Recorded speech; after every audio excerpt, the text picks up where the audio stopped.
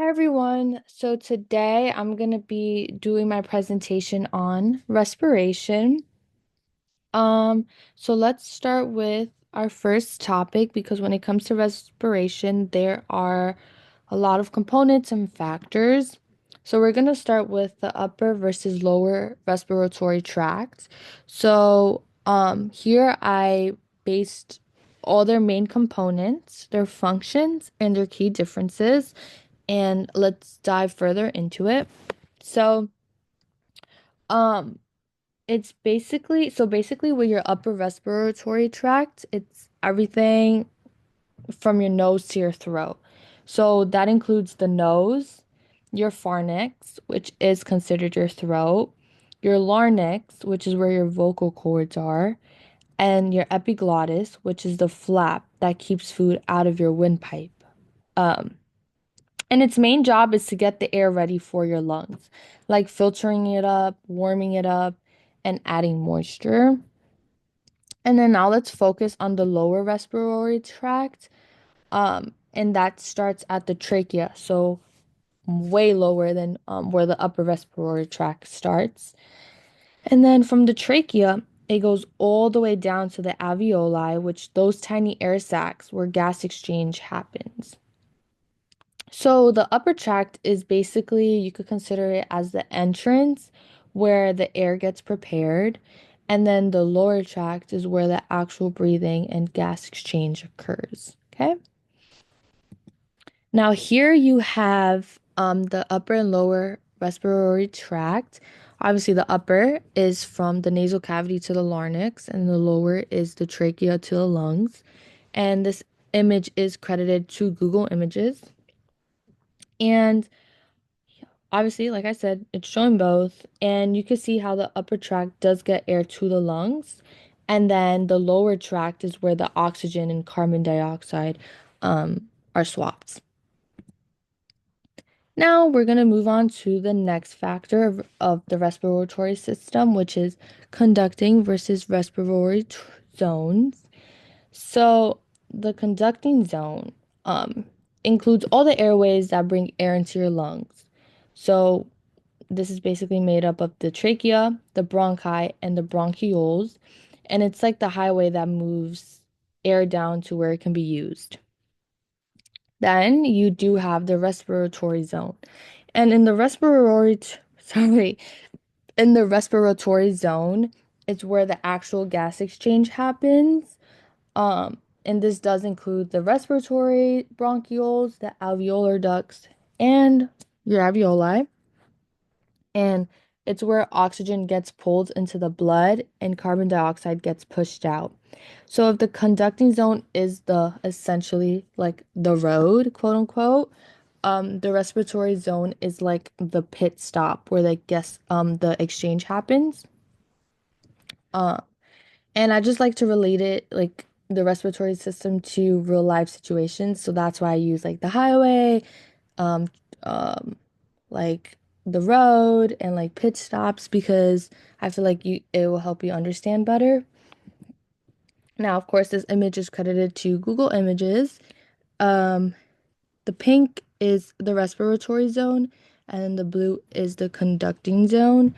Um, so just to make it known that the conducting zone is what brings air in, and the respiratory zone is where the magic happens, like um, with oxygen and carbon dioxide.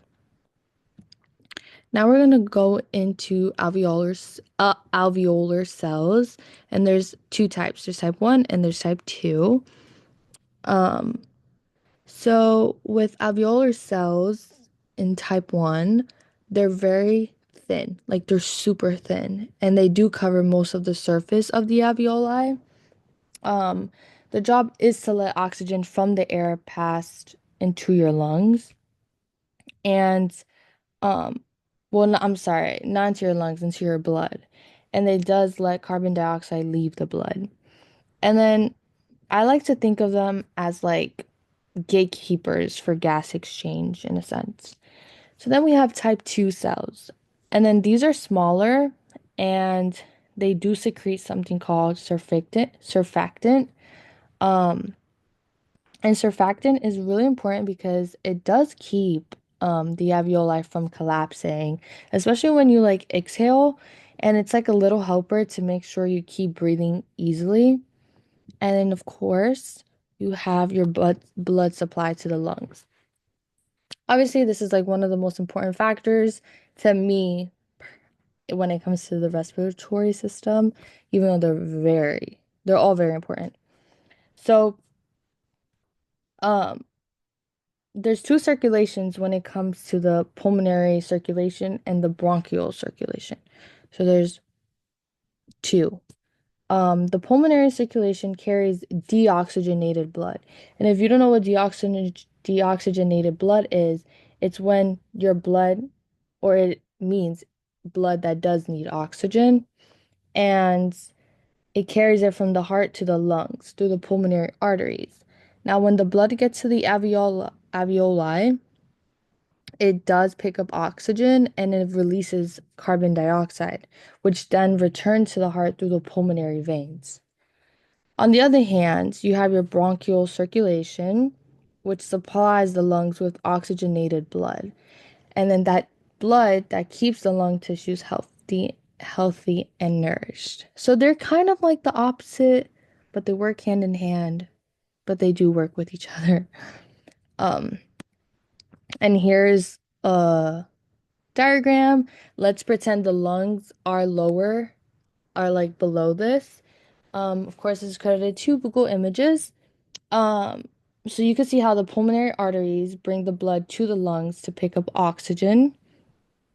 And the pulmonary artery, as you can see to your left, it's that blue um, web and like line.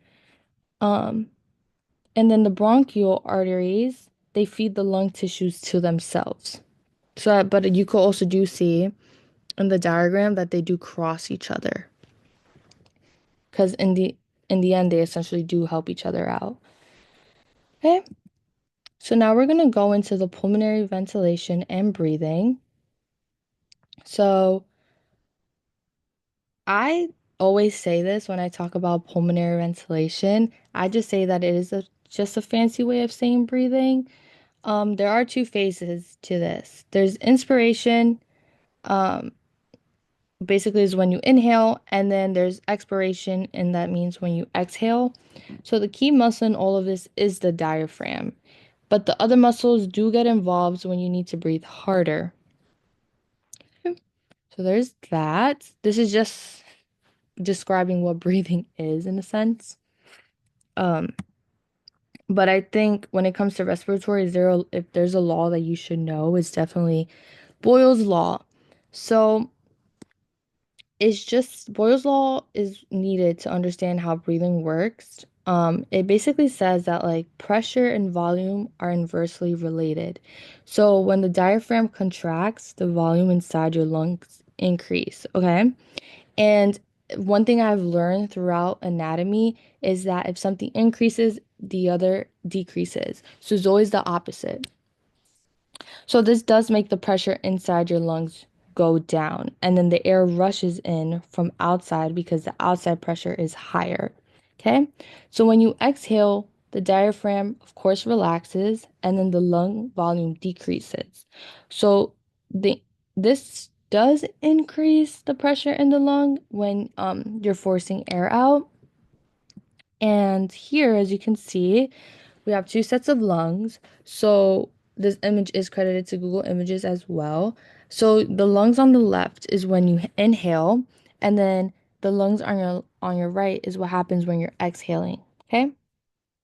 So during inspiration, which is on your left, the lungs on your left, it's the diaphragm that moves down and that increases the volume in your lungs. Now, during expiration, the diaphragm relaxes and moves back up, pushing air out. Okay? So that is the last slide, but to give you guys like a minor recap, um, today we covered the upper and the lower respiratory tracts, the difference between the conducting and respiratory zones, and the two types of alveolar cells. We also talked about how pulmonary ventilation works and how the diaphragm helps us breathe in and out. I hope this video did help clear up some of the basics of how we breathe and how oxygen gets into our blood. If you have any questions, feel free to ask. And yeah, thank you guys.